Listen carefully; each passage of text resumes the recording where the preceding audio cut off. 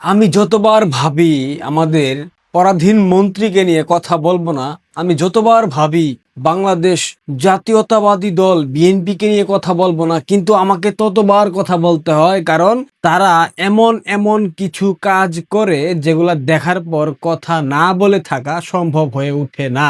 যেগুলা দেখার পর কথা যদি না বলি, তবে জাতির কাছে, দেশের কাছে, সমাজের কাছে, রাষ্ট্রের কাছে আজন্ম প্রশ্নবিদ্ধ হয়ে থাকতে হবে। সুতরাং সেই সব কথা তো আমাকে বলতেই হবে।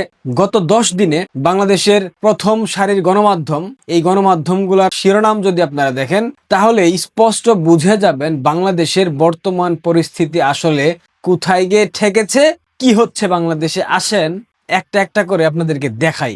মেয়ের শেষ আবদার, বাবা আমাকে বুকে নাও, পানি দাও। একটা হৃদয় বিদারক ঘটনা। অসুস্থ হয়ে গেছে, ট্রিটমেন্ট পায়নি, শিশুটা মারা গিয়েছে খুব সম্ভবত।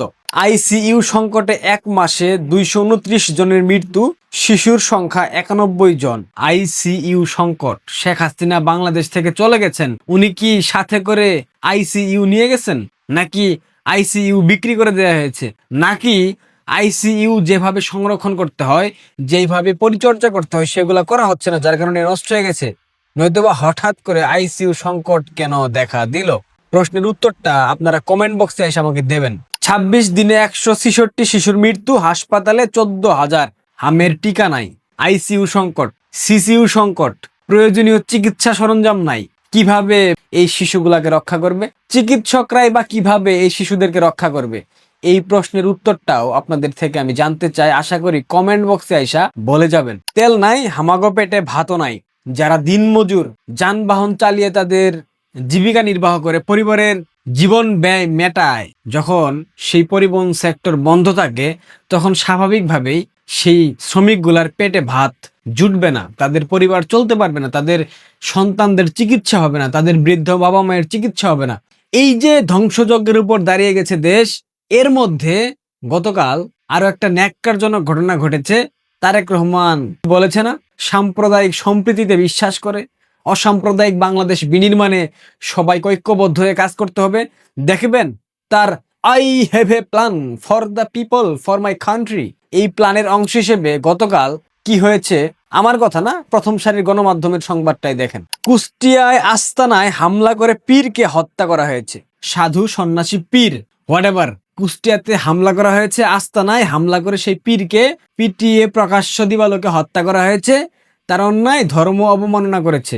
যার যার ধর্ম সেই সেই পালন করবে। বাংলাদেশ তো ধর্মনিরপেক্ষ রাষ্ট্র, তাই না? নাকি বাংলাদেশ ইসলামিক রাষ্ট্র? না। বাংলাদেশে কি খেলাফতের শাসন কায়েম হয়ে গেছে? বাংলাদেশের মানুষ কি সবাই একাধারে ইসলাম গ্রহণ করেছে?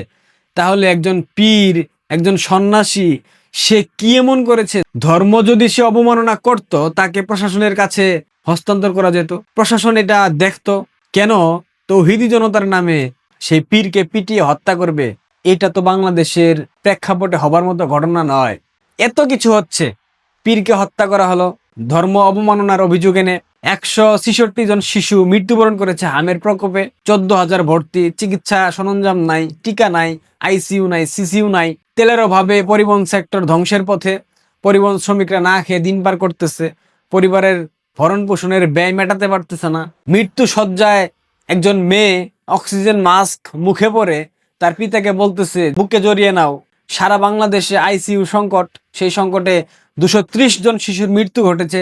এই সব কিছুর মধ্যে এইরকম একটা বিধ্বস্ত দেশ, এইরকম একটা পরিস্থিতি যেখানে আইন শৃঙ্খলা নাই, চিকিৎসা সেবা নাই, আইনের শাসন নাই, নাগরিক অধিকার নাই, মানুষের জানমালের নিরাপত্তা নাই, ধর্ষণ হচ্ছে, খুন হচ্ছে। ঠিক এইরকম একটা পরিস্থিতির মধ্যে দাঁড়িয়ে আমাদের পরাধীন মন্ত্রী কর্নেল জাঞ্জুয়ার পুত্র, না না ভুল, মেজর জিয়াউর রহমানের পুত্র জনাব তারেক রহমান মঞ্চ নাটক দেখতে পরিবার সমেত বেইলি রোডে গিয়েছিলেন। সপরিবারে নাটক দেখলেন তারেক রহমান। আমাদের পরাধীন মন্ত্রী কর্নেল জাঞ্জুয়ার পুত্র, আরে মিস্টেক হয়ে যায় বারবার, মেজর জিয়াউর রহমানের পুত্র জনাব তারেক রহমান সপরিবারে তার স্ত্রী সন্তান দুজনকে নিয়ে মঞ্চ নাটক দেখতে গিয়েছিলেন। আমাদের তারু কাকা দেশের ওইটা মেরে দিয়ে এখন মঞ্চ নাটক দেখে। কয়েকদিন পূর্বে একটা হলিউডের সিনেমা দেখতে গিয়েছিল না, রাজধানীর সীমান্ত স্কয়ারে, সীমান্ত সম্ভারে, মনে আছে আপনাদের? এইরকম প্রধানমন্ত্রী আপনারা প্রত্যাশা করেছিলেন? এইরকম প্রধানমন্ত্রী বাংলাদেশের মানুষ প্রত্যাশা করেছিল? জনাব তারেক রহমান একটা বারের জন্যেও যারা হামের প্রকোপে মারা যাচ্ছে, যেই সব শিশুরা, তাদের প্রতি সমবেদনা জানিয়ে কোনো প্রকার বার্তা দিয়েছেন? দলীয় কোনো বার্তা পেয়েছেন? প্রধানমন্ত্রীর কার্যালয়ের কোনো বার্তা পেয়েছেন? পান নাই। উনি দেন নাই, কারণ উনার সময় হয় নাই, উনার সময় হবেও না। বাংলাদেশটা একটা ধ্বংসের মধ্য দিয়ে আগাচ্ছে। বাংলাদেশের শিশুরা, ভাই এটা কোনো জোকস না। শিশু বাচ্চা, এক একজনের বয়স 6 মাস, 8 মাস, 9 মাস, 5 মাস। এই বাচ্চাগুলা টিকার অভাবে মারা যাচ্ছে। আর আমাদের প্রধানমন্ত্রী কর্নেল জাঞ্জুয়ার পুত্র, ও শিট, মেজর জিয়াউর রহমানের পুত্র জনাব তারেক রহমান সিনেমা দেখতে যাচ্ছেন। মানুষকে বলতেছেন আপনারাও দেখতে পারেন ভালো সিনেমা, আবার মঞ্চ নাটক দেখতে যাচ্ছেন। তিনি একবারের জন্য হসপিটালে যাইতে পারলেন না। উনি সরকারি হসপিটালে যাবেন না, ভালো কথা, একটা প্রাইভেট হসপিটালে গিয়ে দেখতেন, 10টা শিশুকে দেখে আসতেন, চাইতে পারতেন কিনা? এটা তো ছোঁয়াচে রোগ না, এটা তো তারেক রহমানকে স্পর্শ করলেই তার আক্রান্ত হবার সম্ভাবনা নাই। তাহলে তিনি কেন যাচ্ছেন না? তিনি কি যারা তেলের অভাবে, যেই পরিবহন সেক্টরের শ্রমিকরা না খেয়ে থাকতেছে, তাদের পরিবার না খেয়ে আছে, তাদের উদ্দেশ্যে কোনো বার্তা দিয়েছেন? জ্বালানি সংকট কিভাবে মোকাবেলা করা সম্ভব, আদৌ কিভাবে, কি পরিকল্পনা এই সরকার হাতে নিচ্ছে, এই ধরনের কোনো বার্তা পরাধীনমন্ত্রী সাহেব দিয়েছেন? দেন নাই। আইসিইউ সংকট, এই নিয়ে কোনো কথা স্বাস্থ্যমন্ত্রীর বলতে শুনেছেন? বলে নাই। উল্টো বলতেছে শেখ হাসিনার আমলে হামের টিকা দেওয়া হতো না, এইটা সেইটা, কত মিথ্যাচার। আচ্ছা, একবিংশ শতাব্দীতে এসে কেউ মিথ্যা কথা বললে সেটা কি চেপে রাখা যায়? এটা কি সম্ভব? মানে মানুষ তো মূর্খ হয়, মানুষ তো নির্লজ্জ হয়, কিন্তু এদের মতো মূর্খ, এদের মতো নির্লজ্জ, এদের মতো বেহায়া আমি আমার জীবদ্দশায় কোথাও দেখি নাই। অনেক রাজনৈতিক দল বাংলাদেশে আছে, কিন্তু বিএনপি আর জামাতের মতো মিথ্যা কথা অন্য কেউ বলে না। জনাব তারেক রহমান যা যা করতেছেন, এগুলা কিন্তু বাংলাদেশের মানুষ হিসাব করে রাখতেছে। ভাইবেন না জবাব পাবেন না। আমি কোনো হুমকি টুমকি দিচ্ছি না, আমি কিছু বলছিও না, বাংলাদেশের মানুষ বলতেছে। আগামী নির্বাচনে ব্যালট পেপারের মাধ্যমে পূর্ণাঙ্গ জবাব বাংলাদেশের মানুষ দেবে। আপনার মতো নির্লজ্জ কাণ্ডজ্ঞানহীন প্রধানমন্ত্রী বাংলাদেশের ইতিহাসে আর আসে নাই। শিশুরা মারা যাচ্ছে, সে গিয়ে নাটক দেখে, সে গিয়ে সিনেমা দেখে। আমি পেট্রোল, ডিজেল, অকটেন সংকটের কথা বাদ দিলাম, আইসিইউ সংকটের কথা বাদ দিলাম, 166 জন শিশু মারা গিয়েছে, not a matter of joke, অনেক বড় ফ্যাক্ট। এই শিশুদের জীবনের কি মূল্য নাই?